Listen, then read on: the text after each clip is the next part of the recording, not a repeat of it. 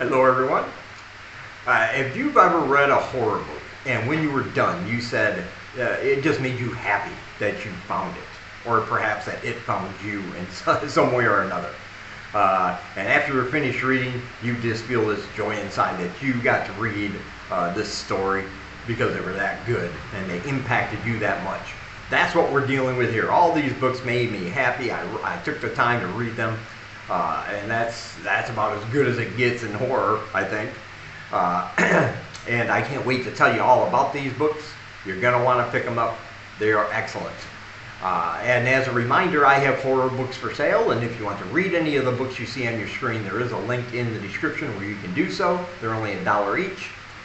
Don't forget to check out my Patreon. You can get exclusive short horror stories every month from me, just for Patreon, and some other exclusive things over there. So check it out. There's only one tier. See what you can get. And don't forget to pick up your Read More Horror t-shirt. Many colors and sizes available, and there's a link down below for that as well. Alright, let's get started. So the first book I want to talk about today is called Heads Will Roll.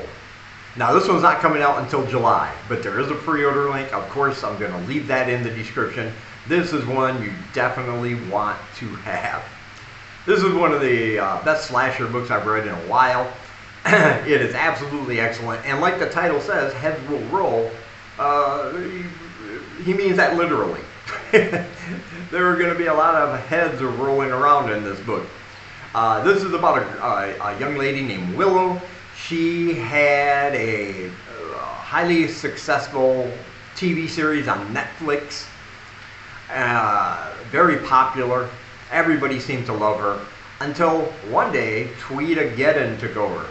She sent out a tweet, just a few words about a certain subject, and everybody took it the wrong way, and she woke up to internet, social media hell, as everybody took it out of context. Everybody dogpiled on her. She was canceled really quickly.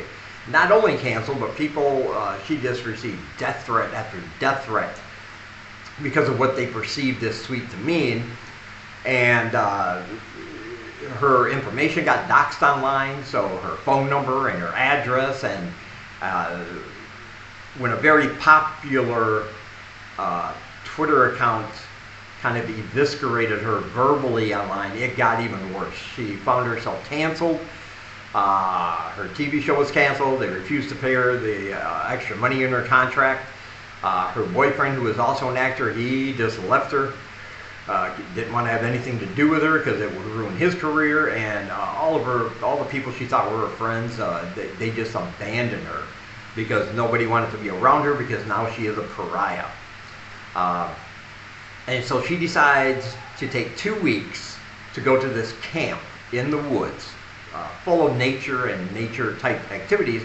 But this camp doesn't embrace technology. You have to give up all your electronics when you go in. You can't have a cell phone. You can't have an iPod. You can't have anything like that, because the whole purpose is to disconnect from the social media world, the internet world, get back with nature. It's supposed to be a safe place. They don't even want you to use your real name. Everybody has a made-up name that they go by, because this is just about rebuilding yourself and not focusing on the mistakes of the past. And when she gets there, she's going to meet several other campers, and they are all there for a specific reasons, although we're not going to know all those right away. There's a lot of secrets that are going to be revealed throughout this book. And it doesn't take long until, first of all, we have a list of suspects, because all these people could be considered suspects when people start disappearing and people start showing up decapitated and bodies are in the woods. And they are out in the middle of nowhere. The only way to get in and out is if somebody calls a private car to come pick them up. And of course, they don't have any phones or anything. So how are they going to do that? Because, like I said, people start disappearing, people start showing up dead. There's definitely a killer amongst them, but who is it? Is it one of these characters? And it could be almost any of them. Is it more than one of these characters? Are they all working together against Willow for some reason? These are the questions we're going to have to ask. And some of these characters befriend her. Some of them are a little standoffish. Some of them don't really seem to like her. So you never know what's going to happen and who's going to show up dead next. And yeah, it's very exciting. Just a great, great slasher story. And of course, everything will be revealed at the end. But this is a novel that just it captured my imagination right away. It deals with issues that we're all familiar with cancel culture and how far and extreme that can go sometimes. And it's set in this camp where they're basically trapped there because the killer or killers has all the exits blocked off, and like I said, they have no technology, no way to get a hold of the outside world. It's just very tense, very brutal. And yeah, heads will roll. I absolutely love this book, and like I said, there is a pre-order link where you can pick up your copy in the description. And next we have an anthology. Oh, this one's an excellent anthology. And I knew it would be as soon as I saw the TOC. As soon as I saw some of these authors, I was like, okay, they've not disappointed me before. This one's going to be good. And I was not disappointed. And this one wound up being even better than what I thought. It's called Welcome to Your Body. And while you might get the idea that this is just another traditional body horror anthology, this one is very different because there is some of that in there. More of the traditional bloody and gory body horror, which we all love, at least I do. But these authors have really taken the idea of what body horror can be and turned it around, made it their own, giving it these very unique twists that I've never read before. In fact, there's one in here about hair. I believe it's called Horror Haircuts or something. And I've never read a body horror story about hair. And this one is a psychological horror story that just keeps getting creepier and creepier as it goes on. And yeah, you'll feel the dread when you're reading. There are stories in here about the heart. There are stories in here about, you know, almost any body-related part you can think of. And because these authors are so diverse, you never feel like you're reading the same story just from a different author, which can sometimes happen in a themed anthology. These ones are so vastly different, and they're just all so fantastic.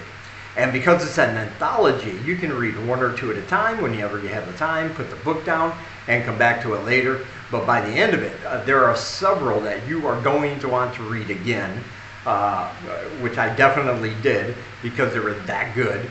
And you'll just be glad that you read it because it will expand your horizons on what a body horror anthology can be.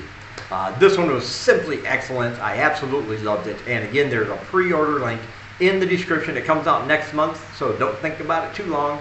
Just click the link and get your copy so you can have it on day one. You'll definitely love it. Next we have Hell Incorporated. This is the first in a series. This one's a novella length, just a little bit over 100 pages, I believe. And the thing about this one is that it's horror comedy, and it is literally laugh out loud funny.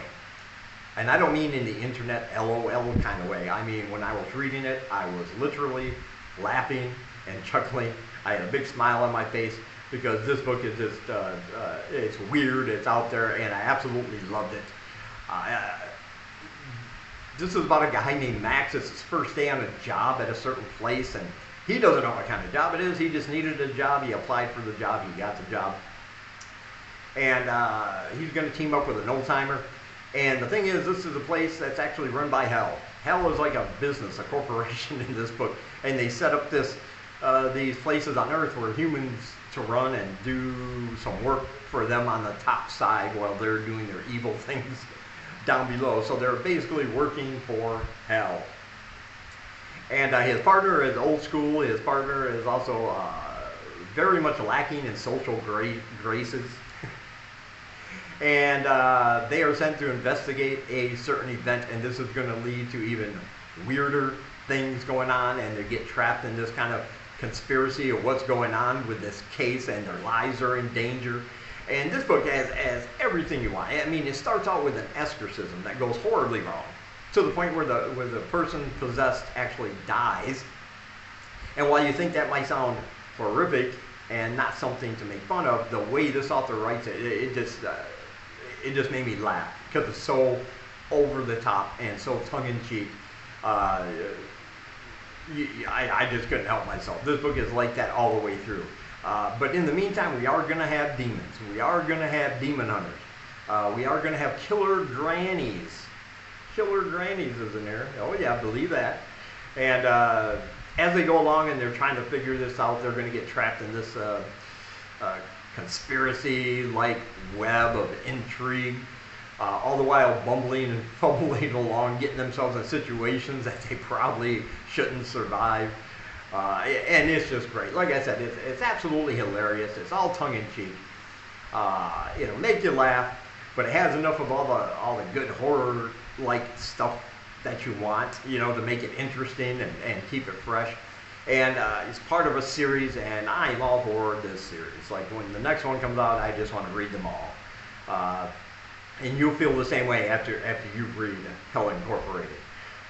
And there is a link down below where you can pick up your copy, and I highly recommend it. It's just fantastic.